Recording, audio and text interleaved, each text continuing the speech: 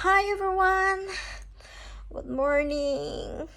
Yes! Happy Sunday everyone! God bless us all. Yeah. Today is Sunday. It's just could die 6:17 in the morning here in Kuwait po. Yeah. Anong date na po ba tayo ngayon? October 27. So, yeah. Matatapos na naman ang 2024. 2 months na lang.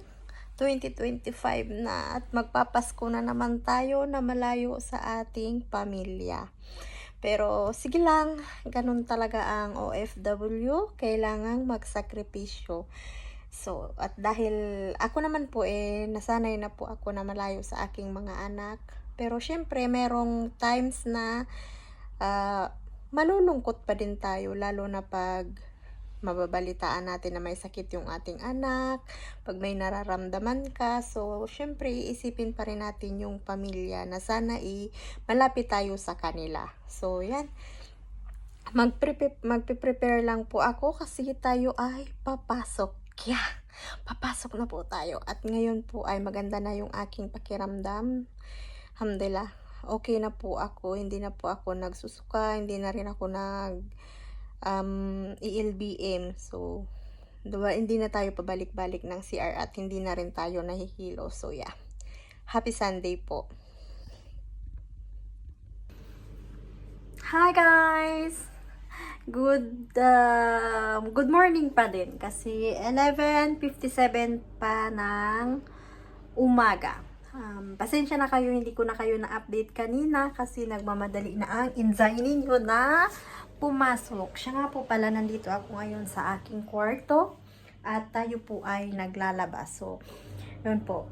Hindi ko na kayo naisama kanina, bumaba ako, hindi ko na kayo nadala kasi nagmamadali na po tayo at tayo ay gahol na sa oras kasi kahapon po ay aking off. So ngayon is marami po tayong trabaho at mamaya po ay magtatrabaho po tayo doon sa kabilang bahay dahil hindi nga po ako kahapon nakapagtrabaho dahil masama po yung aking pakiramdam. So, kumusta po kayong lahat? I hope okay lang po tayong lahat. So, yun lang po, na-update ko lang po kayo na okay na po yung aking pakiramdam. Yun, so, medyo masayahin na naman tayo. So, although may mga problema tayo, pero kagaya nga ng aking sabi, yung problema nandyan lang yan. So, kailangan natin maging positive always, everyday. Okay? Bye! So, kagabi po pala, nagpalit po ako ng aking bedsheet ng pillowcase. Yan. So, pinalitan ko po yan kagabi para naman medyo maganda yung ating pagtulog. So, nakapag-planch up din po tayo ng ating uniform. So, ang aking uniform po is yan. Ito po yung ngayon, ito yung ginagamit ko ngayon na hindi pa naman masyadong malamig. So, kaya pa naman yung lamig. Pero pag taglamig po is ito po yung aking ginagamit. So, ito po yung aming kwarto ng aking kapatid. So, dyan din po siya natutulog. Pagpasensyahan nyo na po yung kanyang garbage. Hindi niya po natatapon siya. Ako po yan. Yung aking munting kwarto. Naka-partition po yan. Hati po yan. Kaya wala pong ano. So, ito po yung sa akin. Ganyan. Gusto nyo po bang makita sa labas? Okay. Lalabas po tayo. Papakita natin kung ano yung weather natin sa labas. Siguro maganda yung weather natin sa labas. Kasi tignan natin yung weather. Mainit. Tigas. Wow. So, wow. Wow. May laruan po pala. Amo ng aking kapatid. So, yan.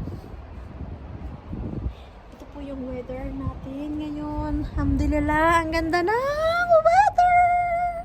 Chom! Ang ganda po ng weather. Mashallah. So, ayan po yung weather natin for today. Sunday. Happy Sunday, everyone!